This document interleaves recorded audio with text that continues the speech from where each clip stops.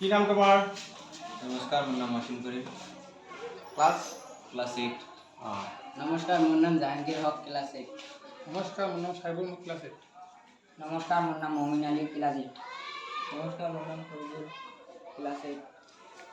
তোমালোকে এটা কি প্রজেক্ট বনাইছা? তো সাধাৰণতে আমি যি কুৱাৰ পানী খাওঁ সেই কুৱাৰ পানী বীজাণুমুক্ত নহয়। আচ্ছা, সেই পানী বীজাণুমুক্ত কৰিবলৈ কি কৰিব লাগে? আমাক এটা ড্ৰাম আৰু 3টা বাল্টি লাগিব। প্ৰথম বাল্টিত কয়লা, দ্বিতীয় বাল্টিত শিল আৰু তৃতীয় বাল্টিত বালি থাকিব আৰু বালিৰ তলত এখন পাতল কাপড় থাকিব।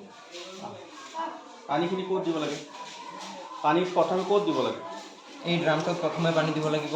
আচ্ছা, এই ড্ৰামটোৰ পৰা এই কয়লাৰ বাল্টিটোত আহিব, কয়লাৰ বাল্টিৰ পৰা বাগৰি আহি শিলৰ বাল্টিত আহিব, শিলৰ পৰা বালিত আহিব আৰু বালিৰ পৰা ফিল্টাৰ হৈ এই পাত্ৰত পৰিব। আচ্ছা, এই পানী আমি খাব পাৰিনে? পানী আৰু কি এই পানীৰ আৰু কি কৰিব পৰা যায়? খোৱাৰ বাহিৰে আৰু কিবা কৰিব পৰা যায়? গা ধোৱা যায়, কাপোৰ ধোৱা যায়। আচ্ছা, পানীৰ পৰা আমাৰ কি হয়?